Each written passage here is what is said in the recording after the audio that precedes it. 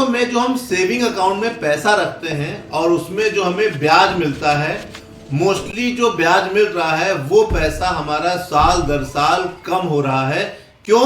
कि महंगाई जिस रेट से बढ़ रही है और बैंक जो हमें ब्याज दे रहा है उसमें काफी ज्यादा फर्क है। 1 लाख रुपए का आज जमा किया हुआ पैसा वो 1 साल के बाद अगर 4% से ब्याज देती है तो 1,04,000 होता है, और महंगाई 5% से बढ़ रही है तो मतलब 1,04,000 की वैल्यू 99,000 रुपए हो जाती है। जी हाँ दोस्तों, मेरा नाम इरशाद अहमद है।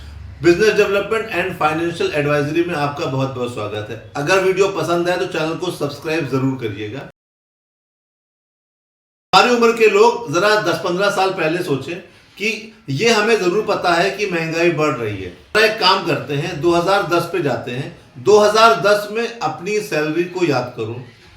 मान लीजिए कि 2010 में आपकी सैलरी 20,000 रुपए रही होगी, ऐसे ही अंदाज पकड़ते हैं। अब महंगाई कितनी बढ़ी है? 2010 में 10.53%, 2011 में 0.5%, 2012 में फिर 10%। ये हमारी महंगाई साल दर साल बढ़ती चली आ रही, लेकिन हमें पता नहीं। चाहे तो चैट जीपीटी से आप डेटा निकाल सकते हैं। अब 2014 से लेकर अब तक का जो हमारा एवरेज रहा है वो है 5.04% से महंगाई बढ़ी।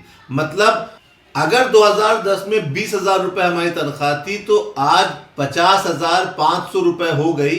तब समझ लीजिए कि सिर्फ महंगाई को बीट किया है हमने। मतलब तनख्वाह मेरी 20,000 रुपए ही महीना है तो तनख्वाह में कोई बढ़ोतरी नहीं है। अब इसके ऊपर अगर बढ़ती है तब समझ लीजिए कि आप महंगाई को बीट करके उस लेवल को पार करते हैं।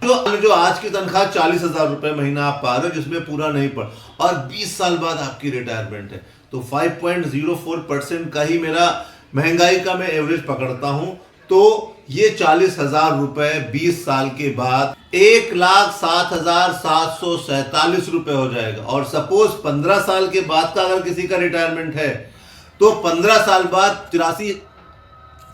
83,793 रुपए की पैसे की जरूरत वैल्यू आज की वैल्यू के बराबर होगी। तो दोस्तों, चैनल अगर पसंद आया तो लाइक और सब्सक्राइब करिएगा।